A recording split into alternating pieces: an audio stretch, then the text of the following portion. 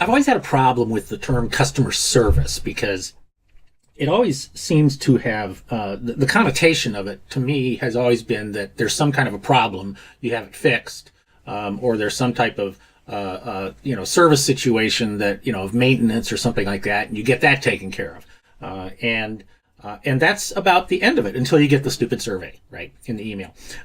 But it came more to the front of my mind recently when I took my Jeep in to get oil service. Right, needed to get the oil changed. And you drive into the Jeep dealership. Now you go in through you go through the bay doors, right, and or the garage doors that they've got there, and you pull up. Normally, I get out, I go inside to the service counter and talk to somebody in there when I'm having some type of service done on my car. But now what they've got is right outside the service entrance.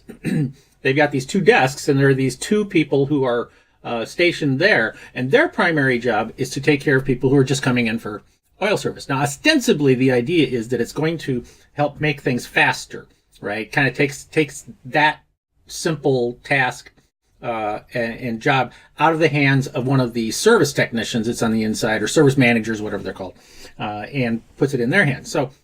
So instead of going inside, they said, "Oh no, we'll take care of you out here." So fine, they very quickly get me signed in and take the Jeep, and they said, we're going to go check it out and do this. It'll be about an hour. I said, fine, I'll be inside.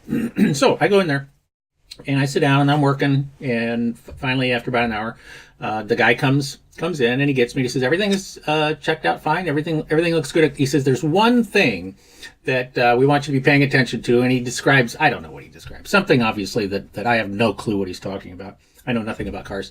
And he said, yeah, this is something you might want to pay attention to. And I said, well, if it's something that I want to pay attention to, maybe I should just bring it back in and get it fixed. How much what's the estimate on that? Right. And he says, oh, I don't know. Let me go find out. So I'm thinking he's going to go back to his desk and he's going to do his, what they all do, right? All right, and pop it up and bring it right out to me. But no, he didn't do that. He had to go in and find one of the service managers and wait till one of them was not busy and then ask them to look it up for him, because this was not under his purview, right? This was under their purview.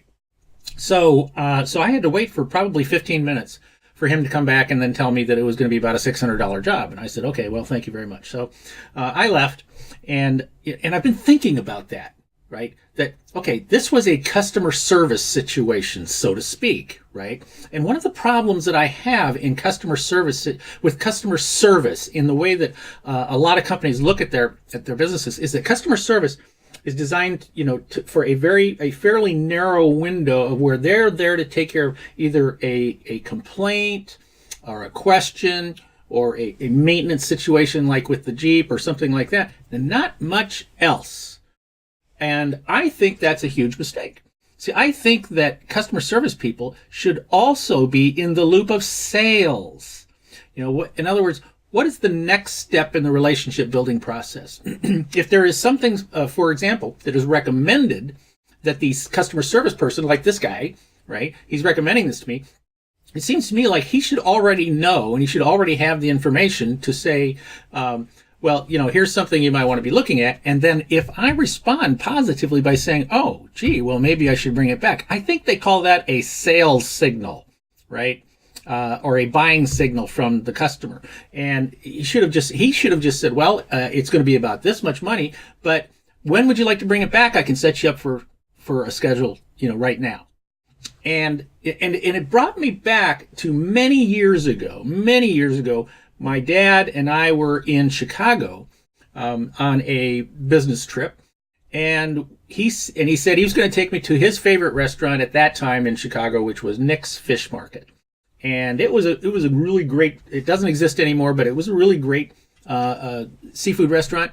And my dad just loved it, right? And when he and I were sitting there and we got done eating our entrees, and the busboy came by to pick up our plates and clean it off. My dad kind of nudges me and he goes, watch this, watch what happens here. And he said to the busboy, he said, could you get our waiter for us, please? And the busboy said, well, I'm happy to do that, sir. Is there a question I can answer for you, right? And my dad said, well, I just wanted to find out what the dessert menu is. What's on the dessert menu tonight? And the busboy reached back into his pocket. He pulled out a little spiral-bound book. He said, I can help you with that, sir. He said, let me tell you about what's on the menu tonight. And he proceeded to read off very, very, I don't want to say eloquently, but he knew what he was talking about, right? He was prepped. He had practiced. They had obviously trained him to know what to say to us at that moment. And so he explained everything. And then he said, is there something there that you would like to get? And I will take care of it for you, right? And we picked out something and said, we'd also like some coffee. And he said, I can take care of it for you. Closed his little book, took all the plates and everything, and he left. And my dad said, how about that, right? I said, that's pretty cool. He said, yeah. He said, the thing about this place is that it doesn't matter who you talk to. Anybody who works here can take your order. They can answer any question that you've got. And they are trained to take care of the customer at the moment. When you talk to somebody here, they immediately own that. But at the same time, they're helping you go to the next step. And I couldn't help but think of that when I was at the Jeep dealership and went through that situation with my service, the oil service technician who helped me with that. I mean, he was a nice enough guy and everything, but he didn't have the information to help take me to the next step in the relationship building process. So as a result, the customer service thing is fine. I was satisfied. Satisfied customers leave all the time. But that Nick's Fish Market story I have told over and over again over the years. And if Nick's Fish Market was still there in Chicago, and I've gone back there many times before it closed, I would still be going back there because of that situation and because of, my dad was so impressed by what they did. So think about that with your service people. Are they ready to take your customers to the next step? Are they able to own the situation to the next step?